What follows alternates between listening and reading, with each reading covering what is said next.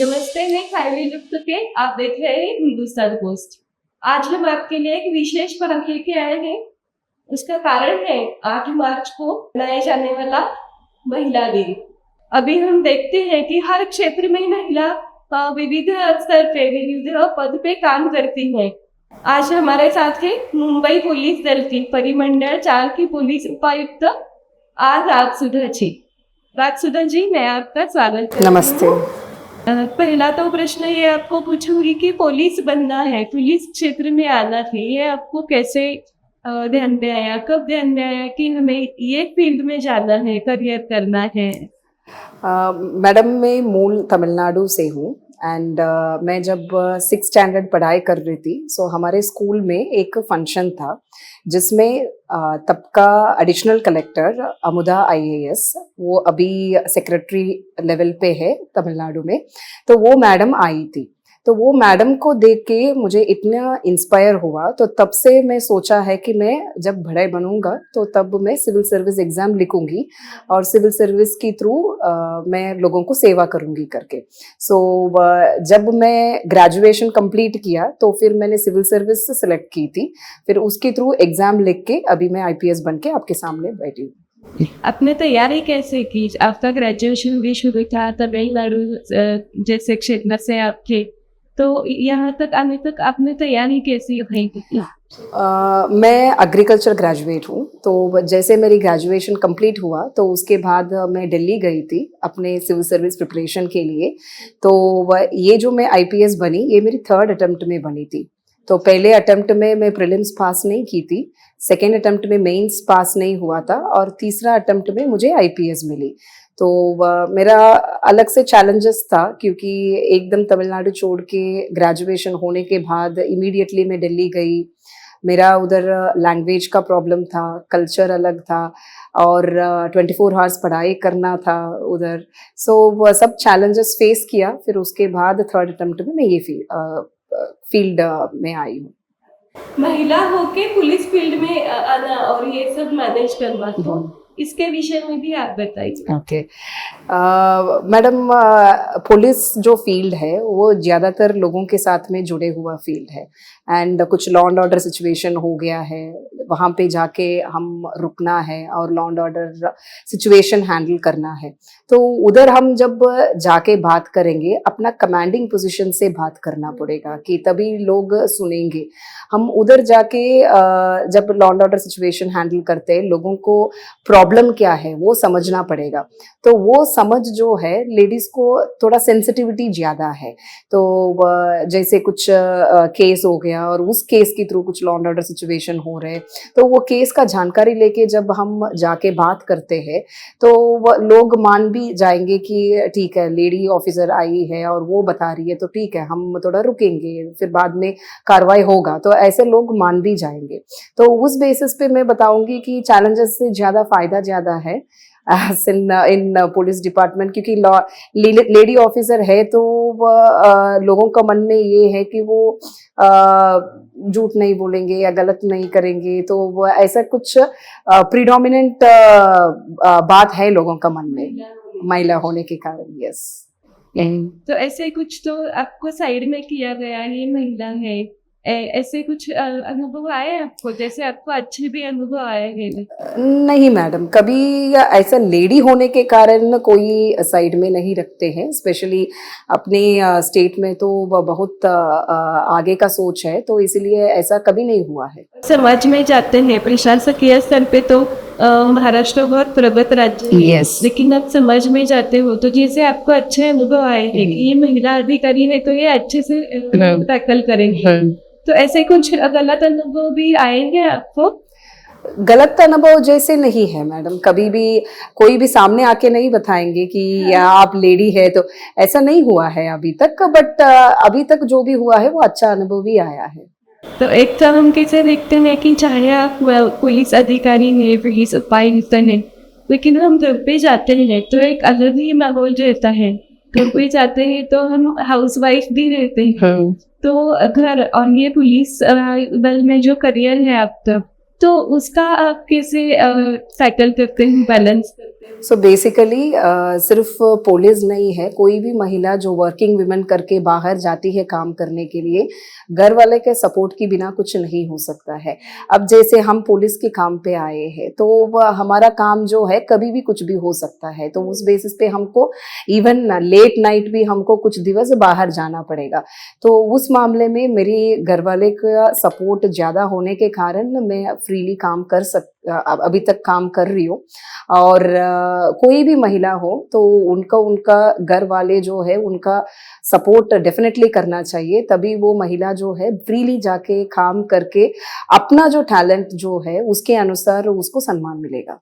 आपने अभी जैसे बताया कि काम की जो आपकी टाइमिंग है वो अलग है, कभी लेट नाइट भी ज़्यादा पड़ता है, कभी जल्दी भी घर से निकलना होगा, तो कभी ना कभी आपके मन में ऐसे विचार आया कि ये सब छोड़ देंगे, 9 से 5 बजे तक जो सीधा वाला जॉब रहता है, हर एक लोग करते हो, वैसा जॉब करेंगे और अच्छा सा एक सुकून वाला लाइफ जिएंगे, ऐसे कभी आया? कभी नहीं आया है मैडम अभी तक, क्योंकि हमारे जो काम है उसमें जो सेटिस्फैक्शन मिलता है वो अलग लेवल की सेटिस्फैक्शन मिलता है हमको।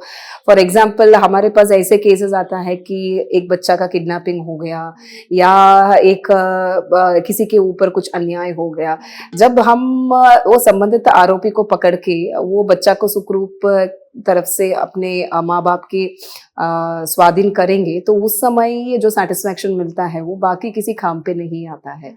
तो उस बेसिस पे मुझे कभी नहीं लगा कि दूसरा काम ढूंढना है, अदरवाइज ऑल्सो आगे भी नहीं आएगा।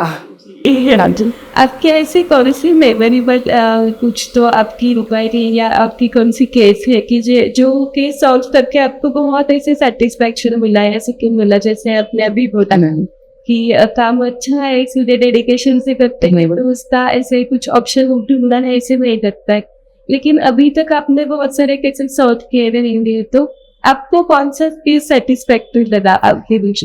मैं 2023 में एसपी पर बनी थी, तो उस समय एक केस ऐसा आया है कि 2022 में 3 बच्चे किडनैप हो गए थे, तो केस रजिस्टर्ड था, वो केस में कुछ आगे बढ़े नहीं है और उसके बाद वो केस में इन्वेस्टिगेशन क्या हुआ वो किसी को मालूम नहीं हुआ था। सो ये जब मैं चार्ज लिया और मुझे ये पता चला तो फिर हमने वो 3 केस में, ये तीनों केस में कुछ तो कोइंसिडेंस है, मतलब तीनों केस रिलेटेड हो सकता है, वो हम एक निष्कर्ष में आए तो फिर उसके ऊपर वर्कआउट करना चालू किया था। उस बेसिस पे हमारा एफर्ट्स जो हम 2 महीने डाले थे उस केस में, वो तीनों केस में, तो उस बेसिस पे हमको वो तीनों बच्चे मतलब एक बच्चे 10 साल का था, एक बच्चे 8 साल का था, एक बच्चे 9 साल का था, तो ये तीनों बच्चे जो है 1 साल के बाद उनको तेलंगाना में वो लोग किडनैप करके रखे थे कहीं पे, तो उनको बेच दिए थे। वहां से हम उनको लेके आए और उनके पेरेंट्स के साथ में हमने उनको वापस मतलब रेस्क्यू करके उनके पास दिए थे। तो वो केस मतलब हमको वो 10 दिन लगा जो हम शुरुआत किए थे एक केस वर्कआउट के लिए 2 महीने, और जब हमने डिसाइड किया कि ये बच्चे को अभी जाके हमको रेस्क्यू करना है तो उसके लिए एक 10 दिवस लगा। तो वो 10 दिवस जो मेहनत हमने किए थे उसका जो फल जो है, जब उनकी जो माँ बाप के ताबे में हमने दिए थे उनके बच्चे को 1 साल के बाद, उनका जो आंखों से आंसू आ रहा था, तो वो देख के मतलब वो एक सेटिस्फैक्शन मिला, ठीक है हमने कुछ अच्छा किया है करके। वो केस जो है वो मेरे करियर में मैं याद रखने वाले केस हूँ। जी, ये एक केस है, और ऐसे कुछ अचीवमेंट्स के कुछ रहेंगे या ऐसे कुछ मेमोरेबल रहेगा आपके करियर में, तो उसके विषय होगी आप बताएं। ऐसे काफ़ी केसेस होता है जहाँ पे किडनैप केसेस होगा, पोक्सो केसेस होगा एंड इवन रेप केसेस हो, जो भी अभी किसी को तकलीफ है तो वो पुलिस के पास आते हैं, तो हम जब वो तकलीफ देने वाले या कानून की जब से हम कार्रवाई करके देते हैं वो सबके लिए अच्छा रहता है, तो इसीलिए मुझे ये काम बहुत अच्छा लगता है। हाँ, तो महिलाओं के अत्याचार के विषय में अभी अपने फोक्सो का भी नाम लिया है, किडनैपिंग केस के संदर्भ में किया। तो उससे लेकर एक पूछना चाहती हूँ कि अभी कैसे महिलाओं पे अत्याचार बहुत ज्यादा बढ़े हैं, चाहे अलग अलग घटना हो, सिटी अलग हो, लेकिन अत्याचार होना ये तो एक कॉमन हो गया है। और अभी कैसे अभी सभी जगह पे सीसीटीवी से दक्षिण उतरना भी बड़ी है, फिर भी अत्याचार कम नहीं हो रहे हैं। तो आप क्या बताएंगे इस विषय में कि महिलाओं ने क्या करना चाहिए, और प्रशासन या पुलिस प्रशासन ने और कुछ होना चाहिए क्या? हमारे तरफ से मैडम जो भी ऑन रिकॉर्ड क्रिमिनल्स हैं उनको हम रेगुलरली चेक करते हैं और उनके खिलाफ प्रतिबंधक कार्रवाई भी हम करते हैं। उसके अलावा हमारा पुलिस डिपार्टमेंट की तरफ से निर्भया पथक अभी बहुत अच्छे से काम कर रहे हैं। हर स्कूल, हर कॉलेज, हर जगह जहाँ पे महिला एक साथ आते हैं, जैसे बस स्टैंड हो या बाजार एरिया हो, उधर जाके वो लोग माहिती देते हैं कि कानून में क्या क्या प्रोविजन है, उसमें आपका क्या क्या राइट्स है, आप कैसे सावधान रहना है, वो सब बताते हैं। और स्कूल्स और कॉलेजेस में भी जब हम जाके बताते हैं बच्चे को कुछ प्रॉब्लम है घर में, वो भी हमारा निर्भया पथक की जो हम बताते हैं कि पुलिस काका पुलिस दीदी करके है, तो उनको बताते हैं। तो उसके थ्रू भी काफ़ी सक्सेस स्टोरीज है कि जहाँ पे बच्ची का कुछ प्रॉब्लम है या पोक्सो केसेस कुछ बाहर आए हैं, ऐसे भी कुछ चीज़ हुआ है। एंड हमारे तरफ से एक डायल 100 और डायल 111 ऐसे 2 नंबर्स दिया गया है, जिसमें आप अगर जैसे इमीडिएटली कुछ घटना हो गया है या कोई आपको फॉलो कर रहे हैं, इमीडिएटली कॉल करेंगे तो वो अपनी पुलिस स्टेशन की तरफ से, अगर सिटी एरिया है या कहीं पे भी है, 10 मिनट के अंदर रिस्पॉन्स टाइम है उसके लिए। तो जब भी कोई महिला कुछ प्रॉब्लम में है, वो कभी भी पुलिस डिपार्टमेंट को कॉल कर सकते हैं थ्रू गिवन हेल्पलाइंस। अगर वो हेल्पलाइन के थ्रू रीच नहीं हो रहे तो वरिष्ठ अधिकारियों का नंबर सब मुंबई पुलिस की वेबसाइट में है, तो उसमें कभी भी कॉल कर सकते हैं, इमीडिएटली उनको रिस्पॉन्स दिया जाएगा। एंड उसके अलावा कुछ अत्याचार हो गया तो वो महिला सामने भी आके बताना चाहिए ताकि वो आरोपी छूट ना जाए। तो ये मेरी तरफ से एक एडवाइस है कि कुछ घटना हो गया तो इमीडिएटली रिपोर्ट कर लीजिए ताकि वो आरोपी अपना नेग्लिजेंस की वजह से आगे जाके कुछ और घटना नहीं करना चाहिए। तो युवती या अभी महिला है ना, तो उनको जागतिक महिला दिन की दृष्टि से आप क्या संदेश देना चाहेगी, और इन जनरल करियर के संदर्भ में उनकी सुरक्षा के संदर्भ में? सर्व महिला आजकल बहुत अच्छा लेवल पे, एजुकेशन लेवल पे है, सो इंडिपेंडेंट होना चाहिए सर्व महिला, ताकि वो फिनेंशियली इंडिपेंडेंस हो या अपना कॉन्फिडेंस लेवल को ऊपर रखने के लिए उनको एक जॉब डेफिनेटली करना चाहिए। एंड उनके जो मॉरल सपोर्ट जो है उनके घर की तरफ से आना चाहिए, शायद वो माँ बाप की तरफ से या उनके हस्बैंड की तरफ से, ताकि महिला, क्योंकि आज की तारीख में फर्स्ट सिटीजन ऑफ इंडिया वो एक महिला है, अपने प्रेसिडेंट जी।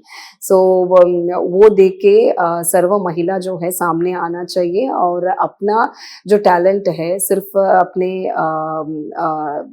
अपने पूर्ण सोसाइटी को यूज होते हुए अपने काम करना चाहिए। और सर्व महिला को मेरी तरफ से हैप्पी वुमेन्स डे।